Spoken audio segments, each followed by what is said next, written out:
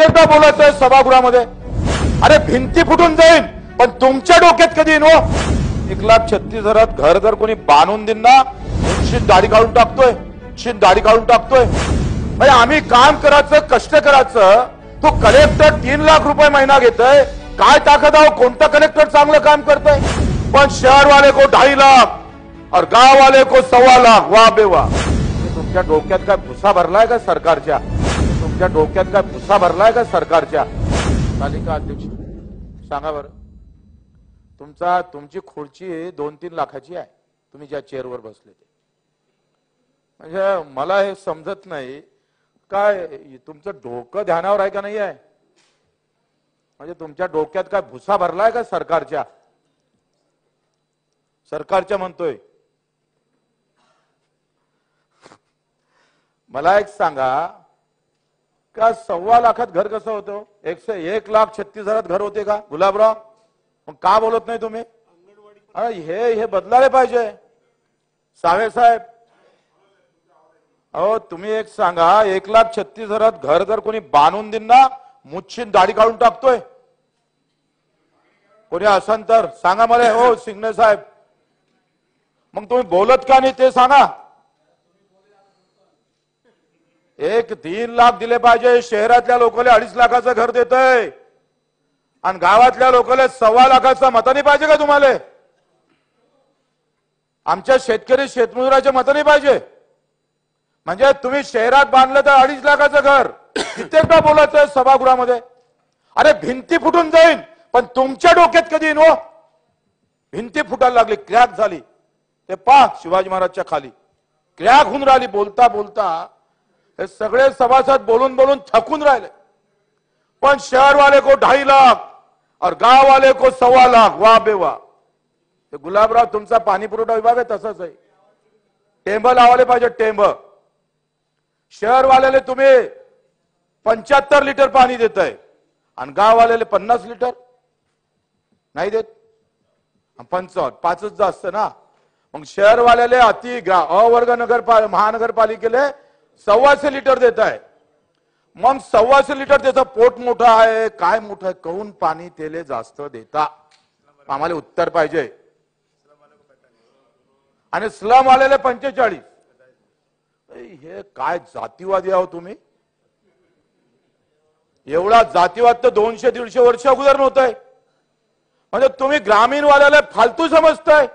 मी तुमच्या गावात आलोय गुलाबराव, मी तुमच्या गावात येऊन सभा घेईन कि गुलाबराव होने के बावजूद भी गांव वाले को 50-55 लीटर पानी क्यों मिलता है और शहर वाले को 125 लीटर पानी क्यों मिलता है? हम आपके गांव में आएंगे, वहां आकर चिल्लाएंगे फिर. बिल्कुल धन्यवाद अध्यक्ष महोदय. हा जो विषमतेचं बीज आपण पेरतोय ते तोडलं पाहिजे. हा गंभीरतेने घेतलं पाहिजे.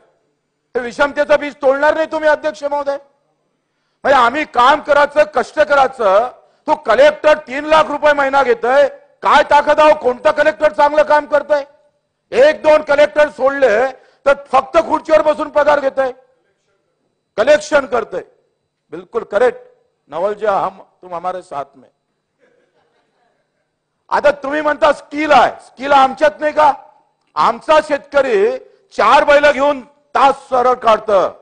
4 बैला सोबत घेऊन 2 बोटावर जर बी टाकायचं म्हटलं ना अध्यक्ष महोदय, 2 बोटावर बी टाकतंय. स्किल नाहीये. ते वडर समाजाचे लोक दगड फोडतोय, त्याला सांगायचंय 4 इंच काढ, 2 इंच काढ, 40 काढ, 80 काढ. काढत नाही वडर समाजाचा पोरगा. स्किल वर पैसे कुठे है अध्यक्ष महोदय? लूट हो रही है हिंदुस्तान के अंदर, कोई बोल नहीं पा रहा इसमें. यावर लक्ष द्यावं लागेल, याचं चिंतन मंथन करावं लागेल. काही लोकांच्या घरात भरपूर पैसा चालला, काही लोकांच्या घरात काही पैसा जात नाही. आणि म्हणून ते विचार आपल्या धनगर समाजाचे बांधव आम्ही पाहतोय अध्यक्ष महोदय. तुम्ही जमीन घ्यायसाठी पैसे दिले, किती खर्च केले सावे साहेब? 1 खडकू खर्च केला नाही. त्यांच्या मेंढी पालनासाठी तुम्ही दरवर्षी मी त्या बजेटमध्ये पैसे पाहतोय, त्या बजेट मधला 1 खडकू खर्च करत नाही तुम्ही. म्हणजे तुम्ही फक्त धनगर समाज हे पहा 1 लाख कोटी दिले तुम्हाला. खर्च किती केले हो धनगर बांधवांसाठी? जमीन घ्याले, 1 जमीन घेतली नाही धनगर बांधवांसाठी. तो बिचारा भटकता राहतं इकडे तिकडे. ते फॉरेस्ट वाले पकडते. त्याला चारायला जमीन नाही आहे, कोण लक्ष देणार आहे? तुम्ही त्याचं नेतृत्व करताय, तुम्ही नेतृत्व खाळ उभे राहिलो पाहिजे. देवेंद्र फडणवीस साहेबांचा खास करून आभार मानतोय. ओबीसीचे एवढे मंत्री झाले, एकही घरकुल योजना ओबीसी साठी आणली नाही. आजकाल काय लोक शिव्या देताना पहिले मुसलमानाला जास्त शिव्या देत आहे, नंतर आलं का बामणांना देत आहे, उडला सुटला का मराठ्यावर देत आहे. आता ते देवेंद्र फडणवीसचं नाव बदनामच केलंय आपण त्यांचा, पण त्यांनी योजना दिली ना. आम्ही पाठपुरावा केला, सांगितलं आणि त्यांनी ती योजना केली. अध्यक्ष महोदय, जे चांगलं आहे आम्ही चांगलंच बोलतोय. आणि मी कहून असं का बरं घाबरायचं? आम्ही का तिकीट मागायला यायला लागते का सावे साहेब तुमच्या पक्षाकडे? काही गरज नाही आम्हाला. आमची परमानंट तिकीट आहे गुलाबराव, आणि त्याच्यामुळे आम्ही हे बोलायचं धाडस करतोय.